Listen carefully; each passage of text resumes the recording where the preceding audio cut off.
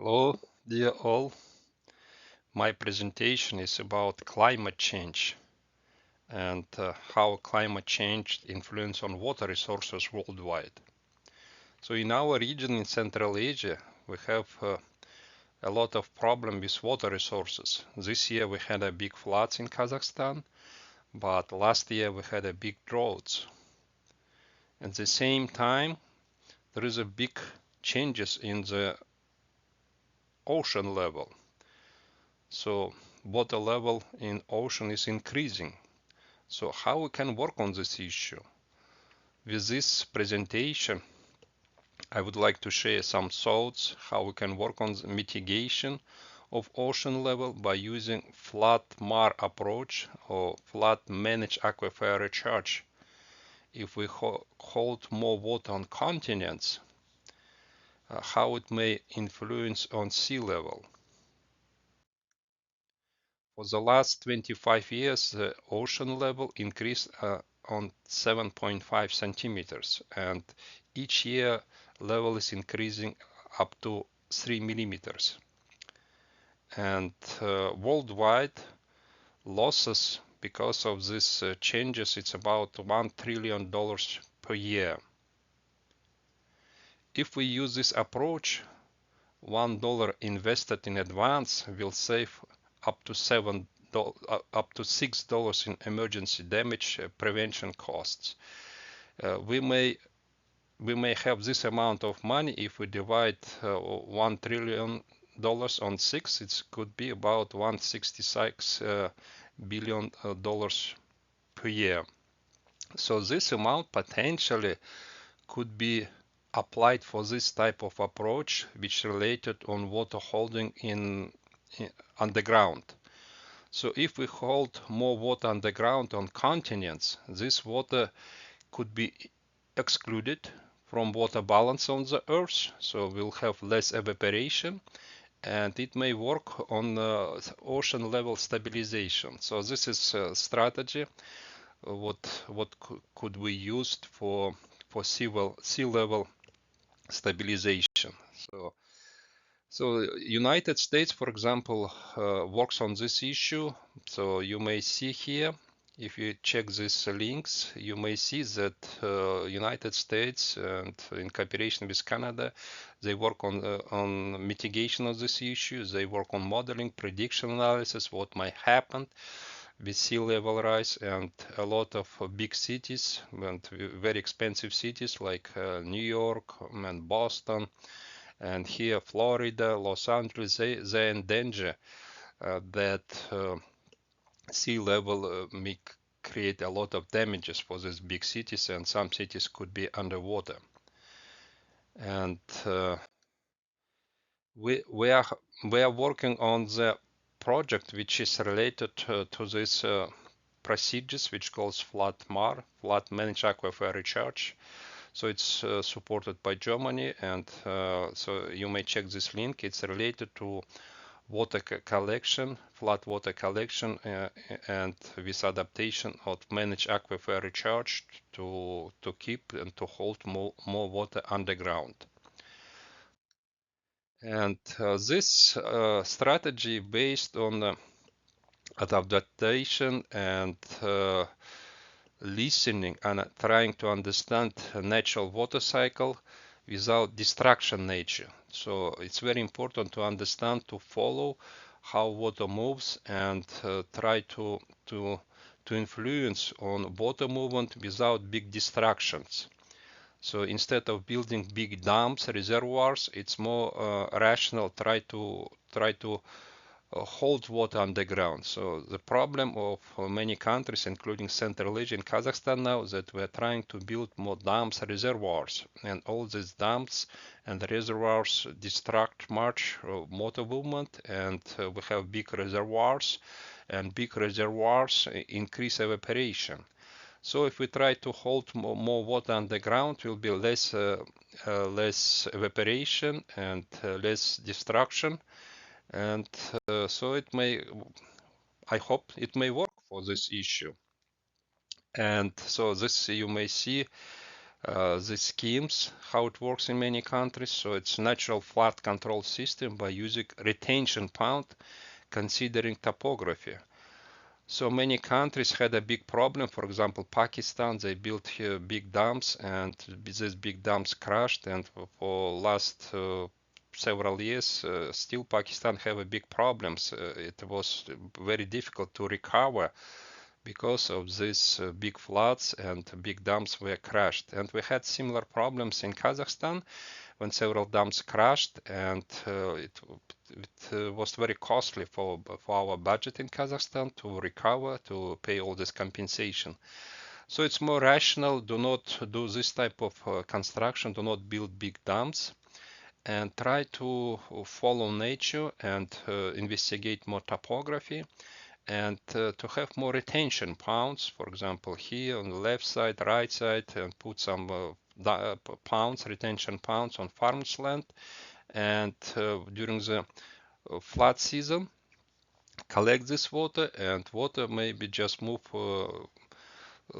gradually from one retention pond to the next retention pond. And this strategy used on the border between Canada and the United States, and we're trying to adapt this approach. So we have two ways how to work on the flood issue. So the two strategies are in big competition now. We have a big lobbyist who just lobby construction of big dams, reservoirs. And the nature-based system is still also competing, but it's not easy to convince that this nature-based system is more rational. It's more rational with expenses.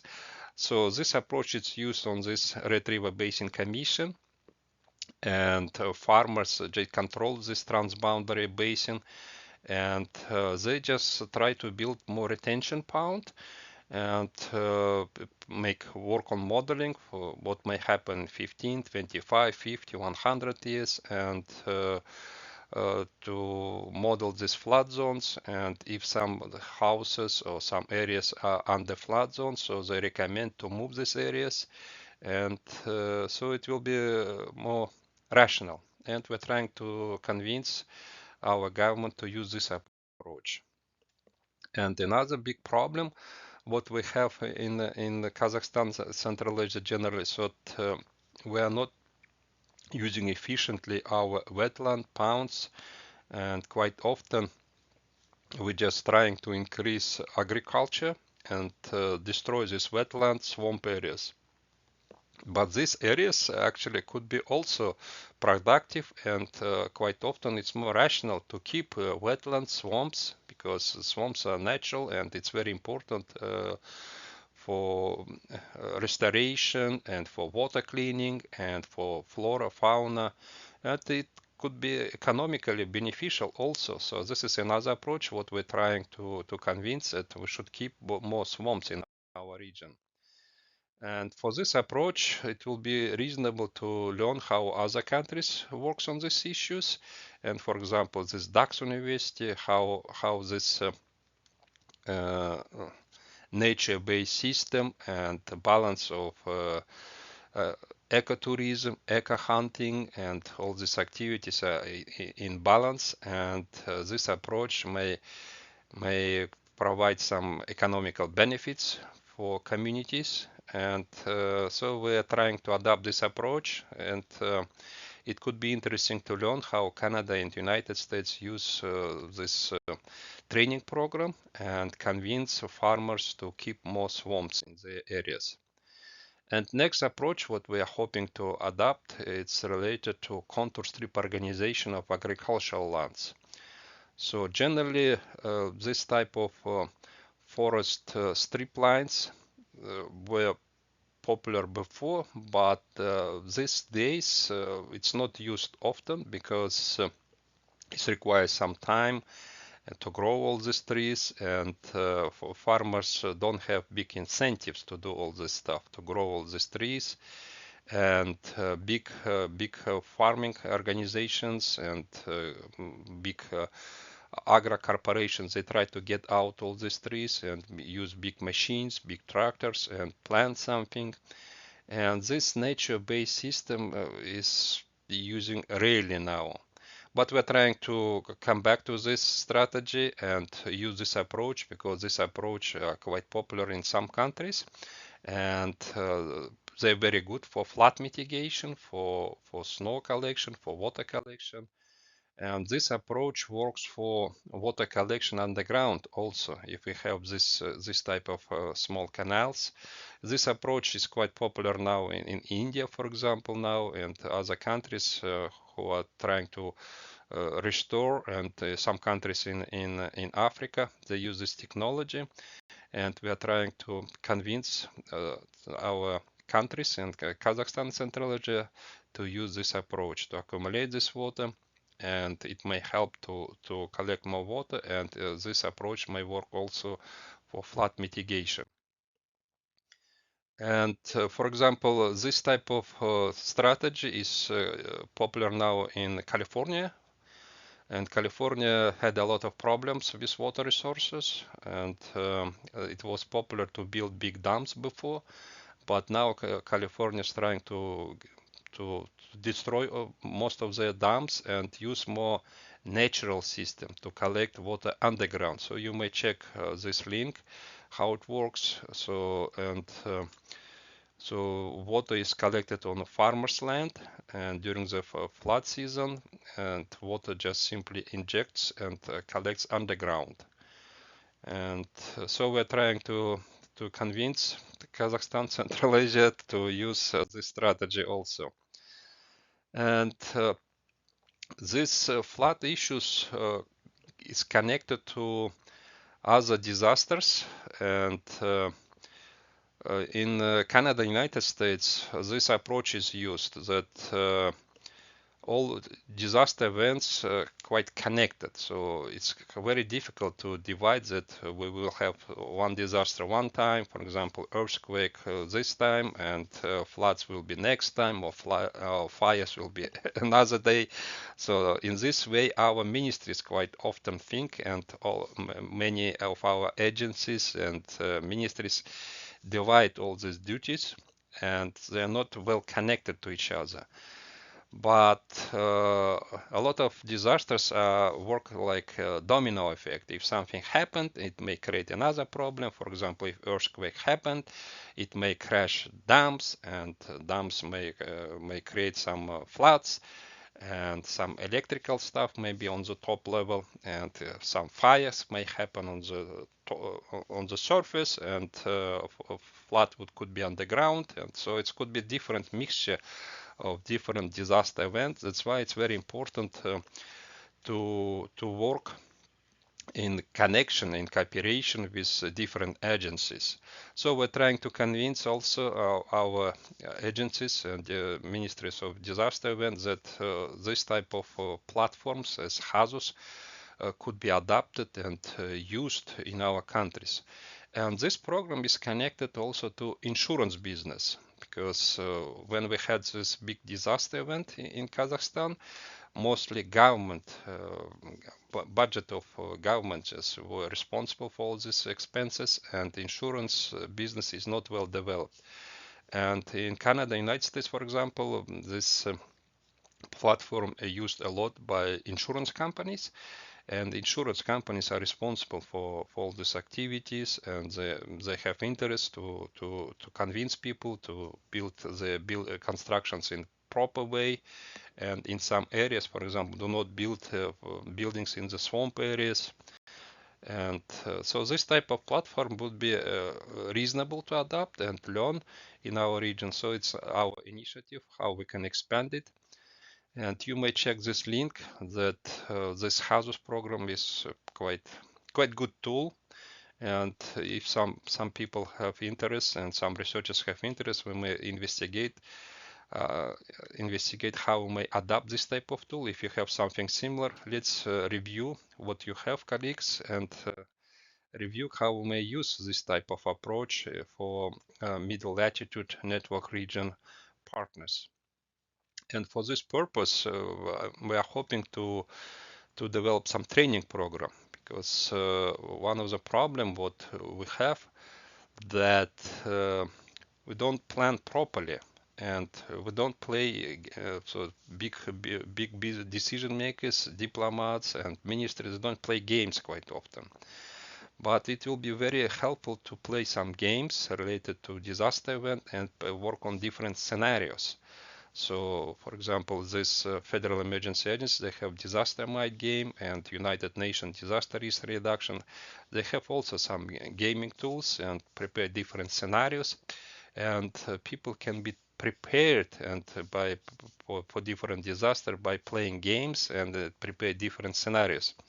So this strategy we're trying to convince also our government in Kazakhstan to use this approach, to play different, to adopt this type of strategy for disaster mitigation, for climate change adaptation, and move in this direction. So for our cooperation for middle latitude region network, maybe we can review what kind of tool exists, and maybe we can adapt some tools. So this tools could be in database.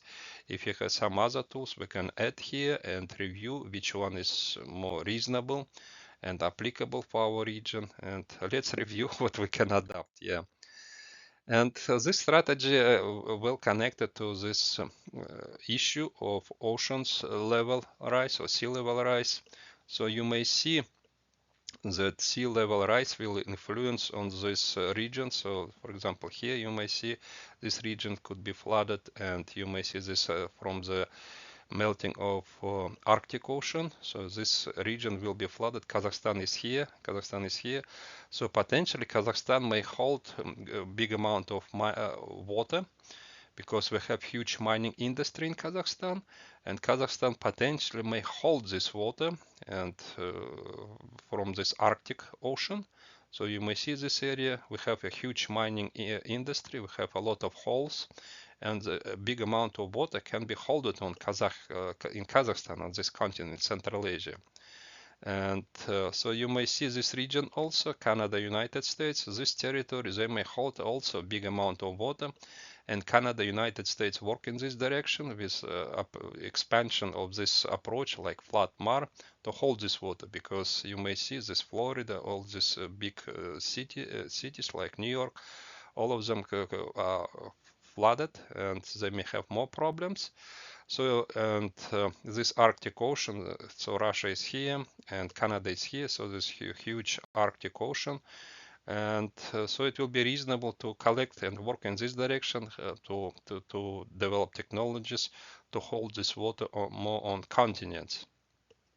And so for this approach, it will be reasonable to have more expertise and more technicians who may work on this issue.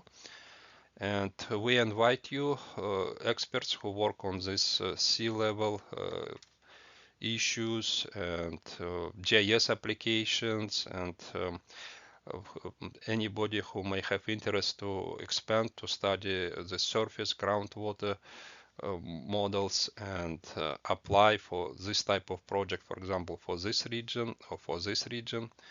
And you are welcome to participate, and let's to combine our efforts if we can expand this type of programs. And so it will be beneficial for many countries, because all these many countries, many islands will have a bigger problem because of sea level rise. And if we develop these technologies here, it could be beneficial for many countries, including this South Korea. I think this also has a big problem with sea level rise.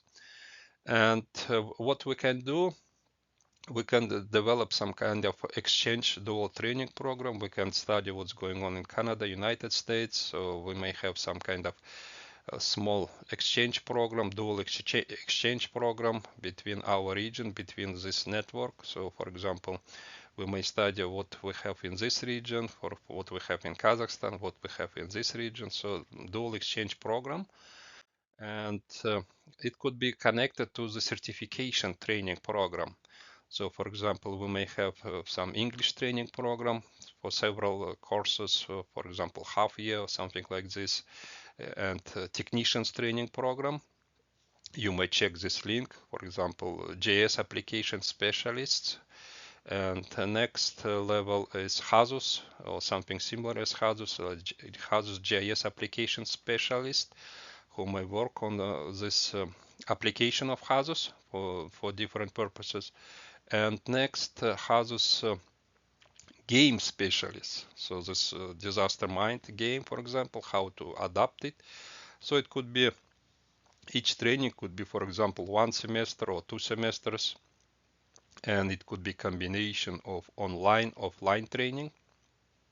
And we hope to set up and develop this type of training program. If you have interest, you're welcome to join this initiative, and let's expand it. Yeah. Thank you very much, and I'm ready to answer on your questions if you have any. Thank you very much.